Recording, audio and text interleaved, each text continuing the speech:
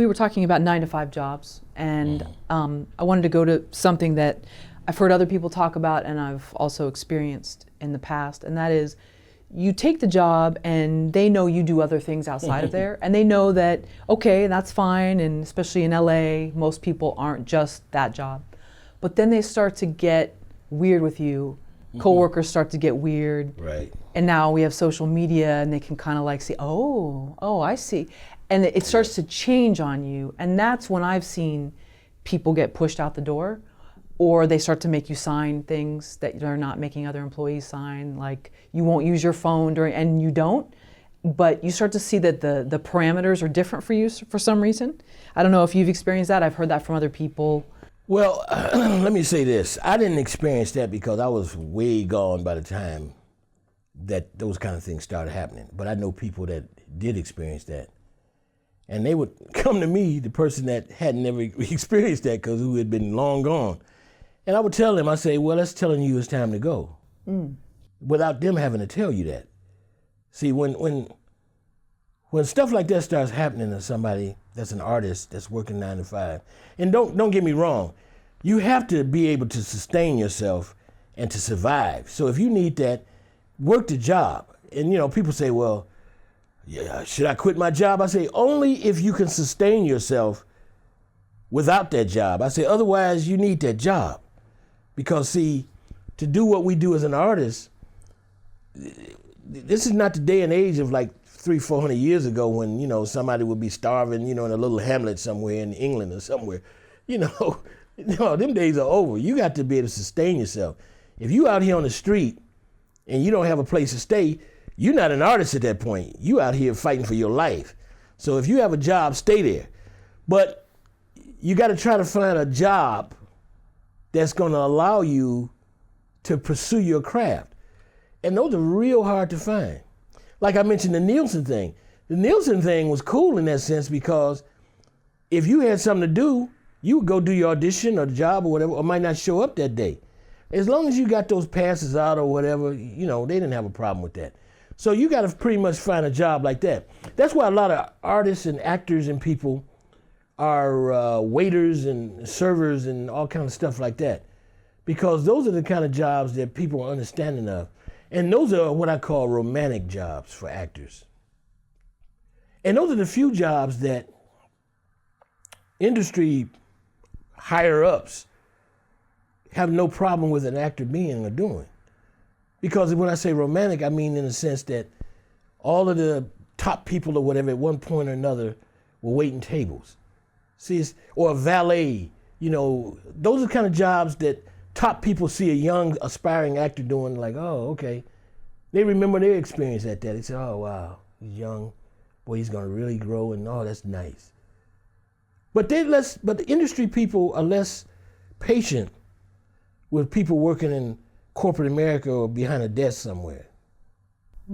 Industry people are less patient with that because they know the difficulty of getting out of those jobs. And see, those jobs, they always start somebody off, from what my friends have told me, they always start somebody off, oh, sure, you can take off. You got an audition, go ahead. After a few auditions, they start coming down on them like, well, do you really have to go, or we really need you here to do this or that? Then that affects the actor with their agents and whatnot. Then, they have to say, well, I can't make it because I have a meeting. That's when the agents and people will say, okay, what are you going to do?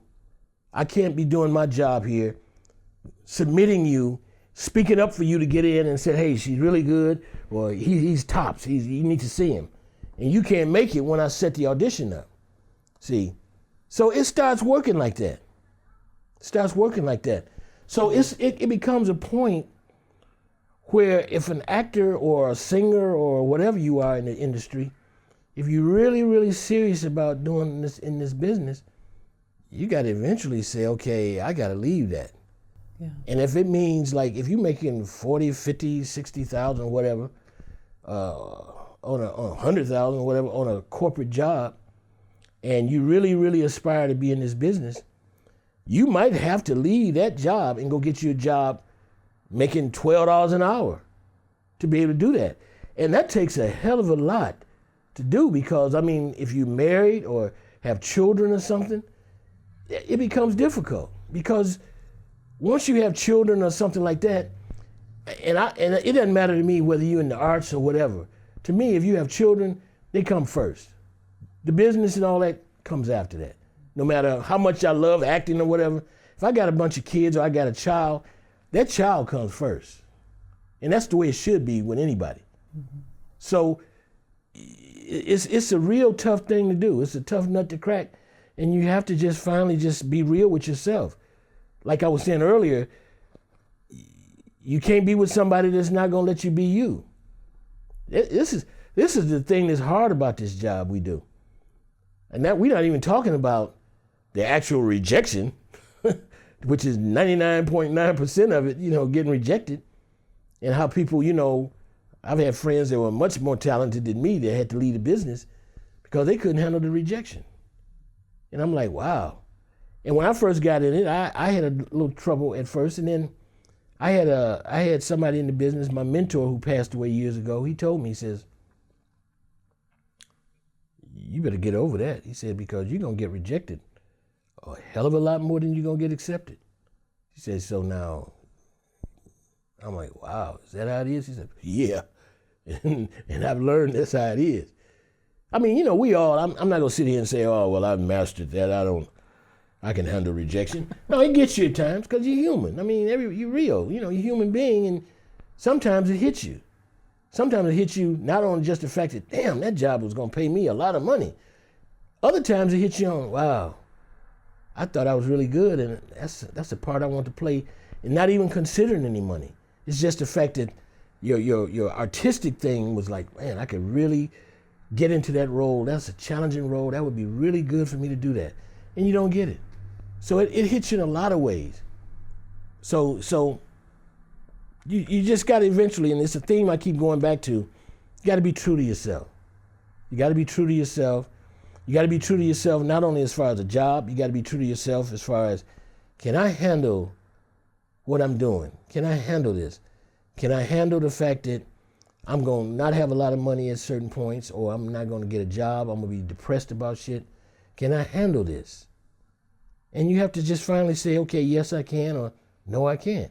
And all these friends I had that left the business and whatnot, when I see them, or I go home, for the holidays, or Facebook, or we stay in touch, we'll talk. I don't hold anything against them as far as them not being an actor. You're not an actor anymore, so I can't relate to you. No, these are friends. These are people that I love and care for. And I tell people, I say, hey, and what I always do is, most of my friends that have to leave the business out of here, most of them go home and don't have any money and can't really get home. I provide everybody a way to get home. I've sent many friends home. Not on a Greyhound, because I wouldn't do that to them. Because if you're coming from LA to Chicago or Detroit or New York, that's a hell of a long ride. That'll make you want to kill yourself. So I fly them home. I mean, I've sent people home one-way tickets, and I have people say, you always sending somebody home. I say, I do that. Because if they broke or whatever and they can't get out of here and they need to go, I help them. I had a friend who left. She drove. I said, are you going to make it in that car? She said, I'm going to make it.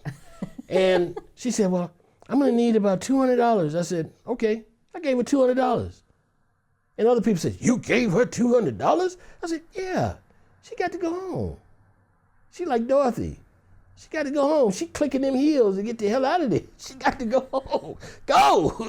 I'm going to help you get out of here. Because that's what you have to do. And people thank me, and I said, oh, man. I said, I would hope you would do it for me if that were the case. I send people home. I'm sending 2 or 3 people home a year.